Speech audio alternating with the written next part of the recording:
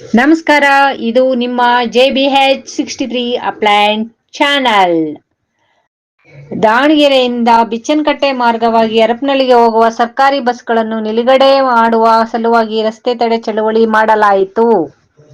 ತಾಲೂಕಿನ ಜಿಟನಕಟ್ಟೆ ಗ್ರಾಮದಲ್ಲಿ ಸರ್ಕಾರಿ ಬಸ್ಗಳು ನಿಲುಗಡೆ ಮಾಡುವ ಸಲುವಾಗಿ 3-4 ಬಾರಿ ಮನವಿ ಸಲ್ಲಿಸಿದ್ದರೂ ಸ್ಪಂದಿಸದ ಕಾರಣ ಈ ದಿನ ಗ್ರಾಮಸ್ಥರಿಂದ ಹಾಗೂ ವಿವಿಧ ಸಂಘಟನೆಗಳಿಂದ ಚಳವಳಿಯನ್ನು ಮಾಡಲಾಯಿತು.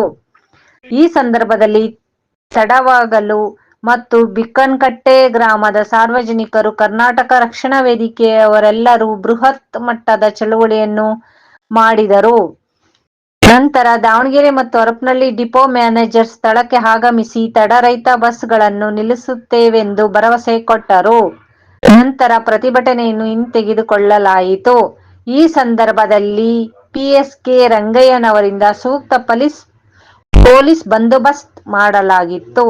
ಈ ಸಂದರ್ಭದಲ್ಲಿ ರಕ್ಷಣಾ ವೇದಿಕೆಯ ಅಧ್ಯಕ್ಷ ತೆಲಗಿ ನಾಗರಾಜ್ ಗಿರಗ್ಜಿ, ಗ್ರಾಮ ಪಂಚಾಯಿತಿ ಸದಸ್ಯರಾದ ಜಿಟನಕಟ್ಟೆ ಹನುಮಂತಪ್ಪ, ತಲವಾಗಲು ನಿವೃತ್ತ ಶಿಕ್ಷಕ ಬಸವರಾಜಪ್ಪ, ಜಿಟನಕಟ್ಟೆ ಗ್ರಾಮದ ಪ್ರಕಾಶ್, ಕೊಟ್ರಬಸವಗೌಡ, ತಲವಾಗಲು ಗ್ರಾಮದ ಲೋಹಿತ್, ವಾಗೀಶ್, ಹೇಮಪ್ಪ, ಪರಮೇಶ್ವರಪ್ಪ, ಜಿಟನಕಟ್ಟೆ ಗ್ರಾಮದ ಹೊನ್ನಾಪುರದ ಬಸವರಾಜಪ್ಪ, ಜಿ. ಪ್ರಕಾಶ್, ಕೊಟ್ರು ಬಸವೇಗೌಡ, ಜಗದೀಶ್, ದಂಡೆಪ್ಪ, ನಿವೃತ್ತ ಶಿಕ್ಷಕರಾದ ಎಚ್. ಜಾತಪ್ಪ ಹಾಗೂ ಇತರ ಎಲ್ಲ ಮುಖಂಡರು ಭಾಗವಹಿಸಿ ಚಳವಳಿಯನ್ನು ಯಶಸ್ವಿಗೊಳಿಸಿದರು.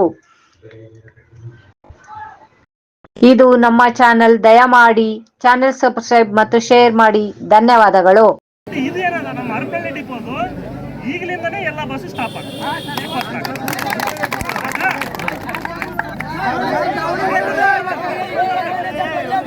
ಮ್ಯಾನೇಜರ್ ಬರಮಟ ಬಿಡಂಗಿಲ್ಲ ಅಂತ ಹೇಳ್ಬಿಡಕ್ಕೆ. ಅವ್ರು ಬಂದಿದ್ದಕ್ಕೆ ಬಿಡಲ್ಲ, ಇವತ್ತಾದ್ರೆ ಅವ್ರ ಮ್ಯಾನೇಜರ್ ಬರಮಟ ಬಿಡಲ್ಲ.